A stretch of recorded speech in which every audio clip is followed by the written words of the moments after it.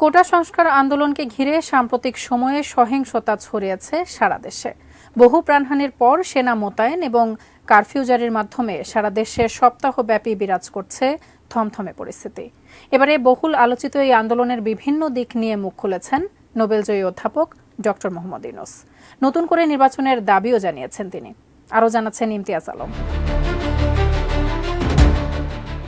বাংলাদেশের সাম্প্রতিক সংকট উত্তরণের জন্য জনগণের ম্যান্ডেট দিয়ে গণতন্ত্রকে ফিরিয়ে আনার জন্য স্বল্প সময়ে মধ্যবর্তী নির্বাচনের পক্ষে মত দিয়েছেন শান্তিতে নোবেল বিজয়ী প্রফেসর ডক্টর মোহাম্মদ ইউনূস। তিনি বলেছেন, গণতন্ত্রে সব সমস্যার সমাধান দিতে পারে একটি প্রকৃত, অবাধ ও সুষ্ঠু নির্বাচন। জনগণের নির্দেশনায় গণতন্ত্রের সমস্যার প্রতিকার সম্ভব, কারণ রাষ্ট্রের মালিক জনগণ। এছাড়া বাংলাদেশে হত্যাকাণ্ড বন্ধে তিনি বিদেশিদের প্রতি সহায়তার আহ্বানও জানিয়েছেন। ২৬ জুলাই শুক্রবার ভারতের দ্য হিন্দু পত্রিকায় প্রকাশিত এক সাক্ষাৎকারে এসব কথা বলেছেন ডক্টর মোহাম্মদ ইউনূস।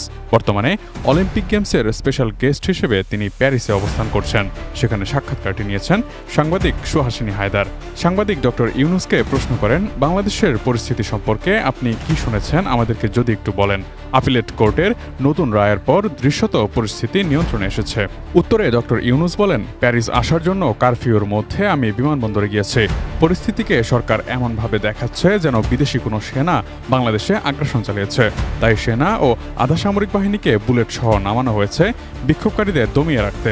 সরকার আন্দোলনকারীদের পরাজিত করার মুডে ছিলেন, তারা আইন শৃঙ্খলা ফেরানোর মুডে ছিলেন না। তারা তো আপনার দেশেরই নাগরিক, বিশ্ববিদ্যালয় শিক্ষার্থী, তারা তো সমাজের সর্বোচ্চ শতকরা 1 ভাগ। তারা দেশকে পরিচালনা করতে প্রস্তুত। তাই আমি বিশ্বনেতাদের প্রতি অনুরোধ জানিয়েছি, এটা দেখতে যাতে এই হত্যাকাণ্ড বন্ধ করা যায়। ডিজাইন, এলিগেন্স, বিউটি, সেরা পণ্য সবার জন্য জেভিকো।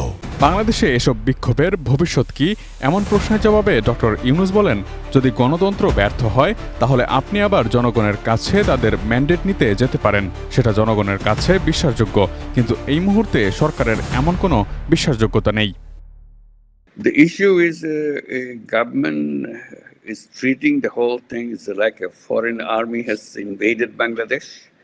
You mobilize your army to tackle with them, fight them, and your paramilitary for them, your entire police force into them. So what is that happened? Why you mobilize all those things? Is it a foreign power that attacked you? Is it your own citizens and you're killing at random? Killing of all ages, all dimensions at the street. So that's the kind of the situation which emerged in Bangladesh. And I've been appealing to the world leaders to see if killing can be stopped.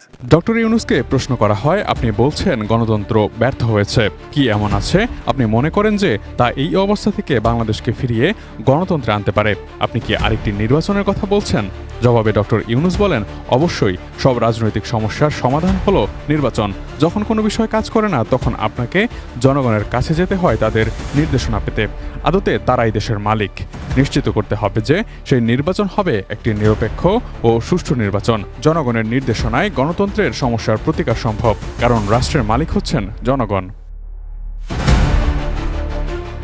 Imtiaz Alam, desk report, ATN news.